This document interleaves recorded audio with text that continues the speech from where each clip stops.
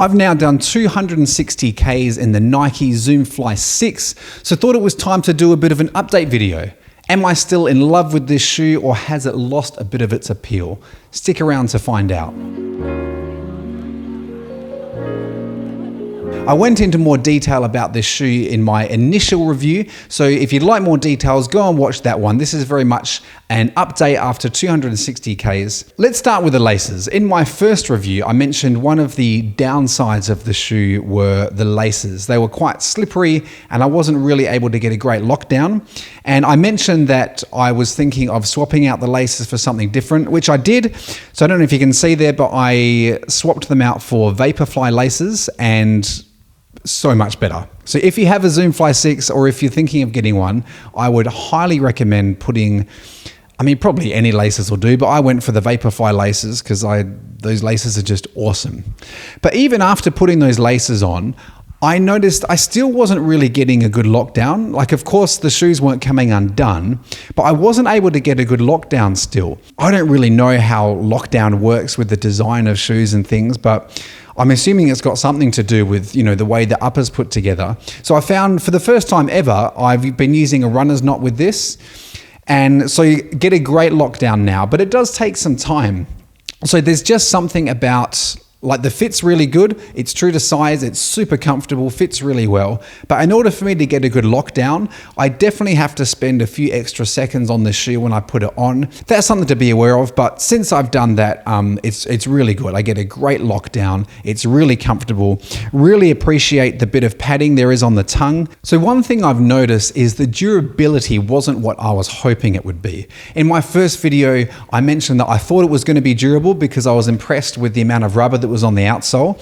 But I don't know if you can see here, but if you have a look, there's quite a bit of wear there already around the heel, and also around the toe. Now, of course, that's going to vary depending on your foot strike. I'm obviously a bit of a heel striker, but I was hoping that rubber was going to last longer. So it just seems like it's a bit soft, and yeah, I was hoping I was going to get close to 1,000 Ks out of this shoe, but I can't see that happening. And that gunk that you see on there, I've been trialing putting shoe goo on there to try and make it last longer, which helps, but I have to reapply it pretty regularly. I still really love this shoe. Like, I want to extend the life of it. And when I saw it wearing down quite quickly, I thought, I'm going to give this shoe goo a go. I've never tried it before. It's working well, but you have to reapply it a lot. So yeah, that's certainly one thing that I've been a little bit disappointed in, that this rubber seems a little soft and it's wearing out faster than I was hoping. Another thing I've noticed, if you're a person who cares about how your shoes look, then this isn't great. So you can see that they look pretty dirty, and I have actually cleaned these a couple of times, but the outsole design, it's got the kind of mesh upper, but then there's like a separate, almost gauze type layer on the outside, which means when dirt gets in there, and dirt does get in there, as you can see, it's probably even worse on this side actually. So dirt does get in there, and you can't get it out because there's that outer layer. It's not gauze, but it feels kind of gauzy. There's that outer layer that prevents you from getting in there. There's probably a way of cleaning it, but that's just something to be aware of. I personally don't really care what my shoes look like, but if you're a person who likes your shoes to look great all the time, then that's just something to be aware of. But I still have been enjoying this shoe a lot. So the way I've actually used it on loads of different runs. I've used it on easy runs, on steady runs, tempo runs, threshold runs. I've done some 5K stuff, some fartlek, long runs, marathon effort, half marathon effort. I've done it all, and this shoe is really enjoyable to run across all of those paces. But where I'm finding I'm using it most now is long runs. I was doing basically all my sessions on them as well. And the only reason I'm not now is just because I want it to last. And, variety is good. So I've got other shoes to use. I don't not use this in my sessions now because it's not ideal. It works really well. It's just to have some variety and because I want the shoe to last a bit longer. So I pretty much only use this for long runs now. I'll pull it out occasionally for a tempo run or something, and it just excels at that still. So I still very much enjoy running in this shoe. One thing I have noticed though is that initial bounce that I found so exciting, that seems to have lessened a little bit. Now, I'm fully aware that that might just be in my mind. Like, this is very hard to quantify, and it probably is in my mind because I don't see how after only 260 Ks that the foam would lose any of its bounce. But, you know, just being honest, this is what I've noticed. When I initially put this shoe on, I was just like, what is going on here? This thing is amazing. There's so much bounce, so lively. I loved it. Still really enjoyable to run in.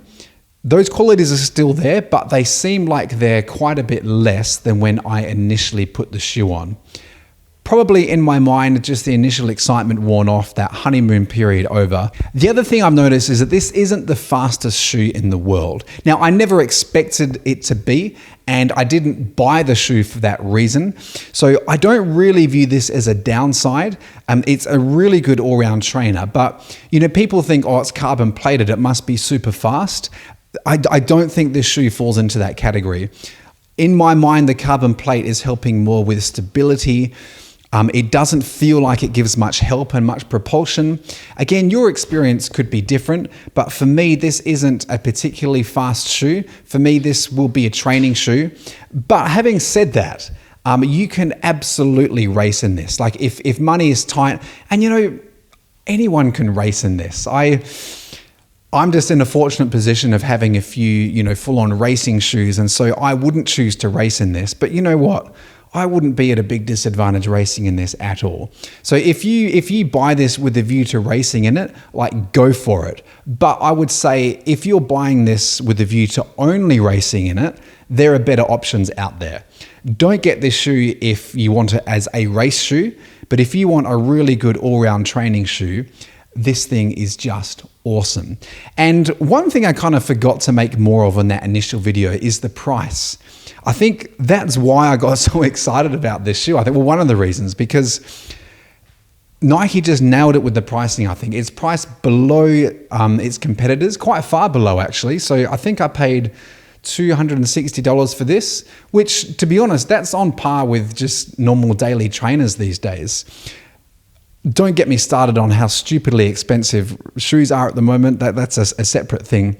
But I think the price and the versatility of this shoe still makes it one of my favorite shoes of all time, I think. Yeah, and again, so I stand by what I said last video. I said if I could only have one pair of shoes, this would be it. I still think that's true. Although I just wanted to share those, not really negatives, but those things I have noticed. The thing with the laces, the lockdown you kind of have to work for and swap out the laces. It seems to have lost a bit of its bounce. It gets a bit dirty. The durability isn't quite what it was. Now that sounds like a lot of negatives, but those are all quite small. I still very much recommend this shoe. I'm still on the lookout for a second pair. I haven't got one yet. Yeah, so still really enjoy this shoe. And you know what, I'll keep doing updates on this thing as I build up the mileage, because I am interested to see how long it lasts, because maybe that $260 price tag doesn't look so good if it doesn't get past 500 Ks.